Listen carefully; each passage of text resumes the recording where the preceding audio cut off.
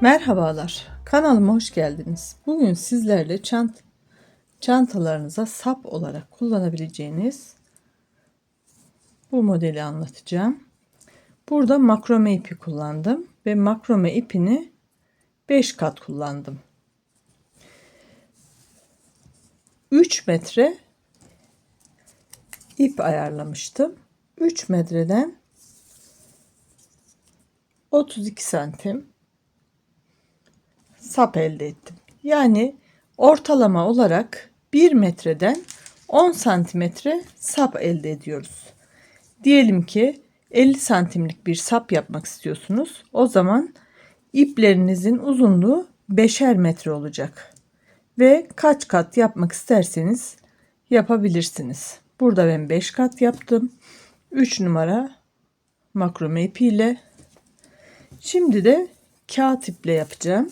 Size gösterirken. Burada da kağıt ipimi 1 metre olarak hazırladım. Bu kağıt ipin yapısı biraz ince olduğu için 6 kat kullanmaya karar verdim. 1, 2, 3, 4, 5, 6 santimetre olarak da şöyle ölçelim. En azından dilimizi anlamayanlar da görerek daha net anlayabilirler.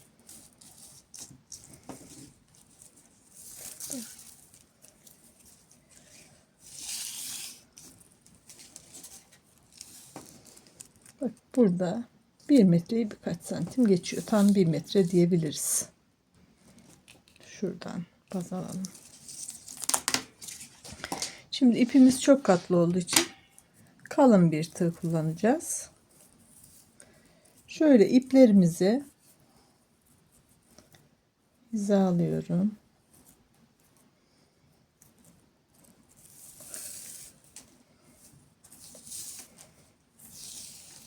Ve diğer ucunu da getiriyorum. Her iki ucu tutuyoruz ve ipimizin ortasını baz alıyoruz. Burada hemen bir tane ilmek yapıyoruz ortadan.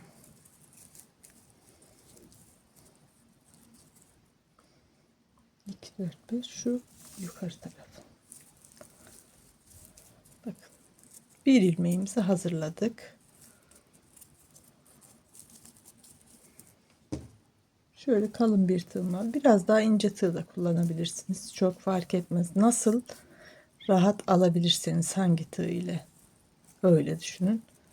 Şimdi buradaki püf noktamız şuradaki ilmeklerin uzunluğunu sürekli kendimiz ayarlayacağız ve sıkmayacağız fazla.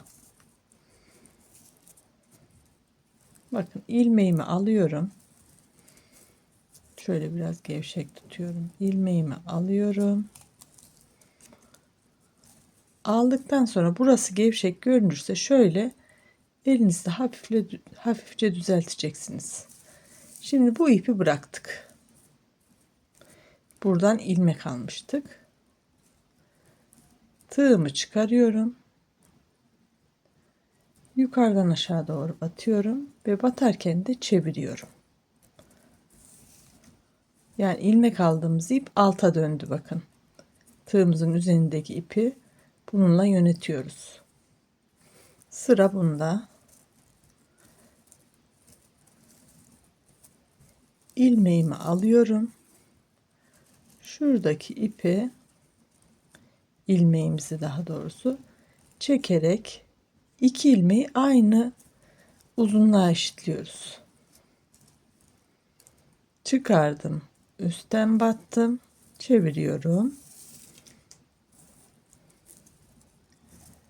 Sıradaki parmağımdan ilmeği alıyorum.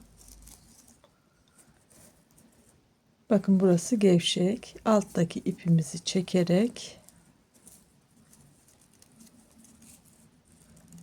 aşağıdaki ilmeklerimizle aynı seviyede tutuyoruz ilmeklerimizi. Bu şekilde ayarlayacağız. İlmeğimizi aldık. Şurayı biraz gevşek tutuyorum ki başta tığ girip çıkarken rahat olsun. Hemen ilmeğimi alıyorum. Bu ilmeğimi çekerek ayarlıyorum. Zaten eliniz çok çabuk alışacaktır. İlk belki birkaç ilmek ayarsız olur, sonra düzelir. Onu da küçük bir başlangıç ya da hazırladığınız ipinizle ilk elinizi alıştırmak için biraz çalışın, sonra sökün, tekrar yeniden başlayın. Eliniz alıştığı zaman çok daha güzel çıkarırsınız. İlmeği çıkarıyorum. Şu ilmeğimin boyutunu ayarlıyorum. Bakın hepsi aynı hizada olmaya başladılar. Çıkardım. İlmeğimi, tığıma yukarıdan battım. Çevirirken hemen diğer ipimi elime aldım.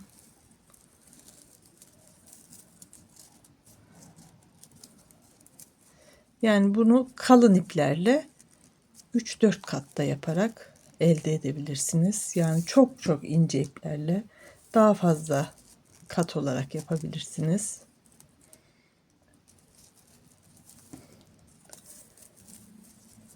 Çantanıza nasıl sap yakışacağını düşünüyorsanız onu da deneme yanılma yaparak, işin açığı yani belli bir kalınlık ölçüsü veremiyorum iplerin çeşitliliğinden dolayı. Kendiniz deneme yanılma yaparak ayarlayacaksınız. Bakın gayet güzel duruyor. Bir kez daha yapıyorum. Çevirdim. Aldım ilmeğimi. Şu ipimi çekerek ayarımı verdim. Şimdi bu 1 metrelik ipi, 1 metre olan kağıt ipimi tamamladım. Şimdi bunu da ölçelim. Şimdi burada 1 metreden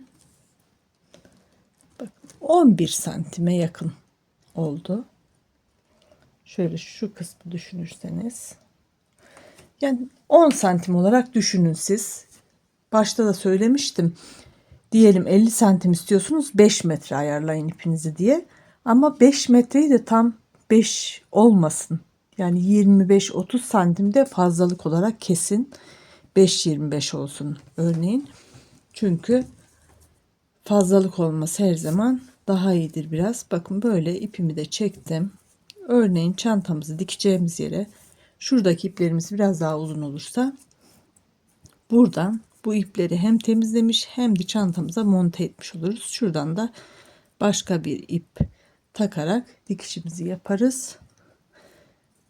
Buradaki hem ipleri temizleme hem de dikme işlemini beraber yapmış oluruz. Göründüğü gibi kağıt iple de çok hoş durdu. Makrome ipiyle de bu şekilde. Umarım beğenmişsinizdir. Yapacak olanlara kolaylıklar diliyorum. İzlediğiniz için çok teşekkür ediyorum. Kanalıma destek olmak için beğeni yapabilirsiniz, yorum yapabilirsiniz, videolarımı sevdiklerinizle paylaşabilirsiniz. Bu alanda ilgi duyan kişilere gönderebilirsiniz. Kanalıma abone olabilirsiniz. Abone olduğunuz zaman yanında bir zil butonu var. Ona tıkladığınız zaman yeni videolarımdan hemen haberdar olursunuz. Abone olmak tamamen ücretsiz. Umarım destek olmak istersiniz. Bunlardan herhangi birini yaparsanız çok memnun olurum. Videomu izlediğiniz için çok teşekkür ediyorum. Bir sonraki videoda buluşana dek hoşça kalın, sağlıkla kalın.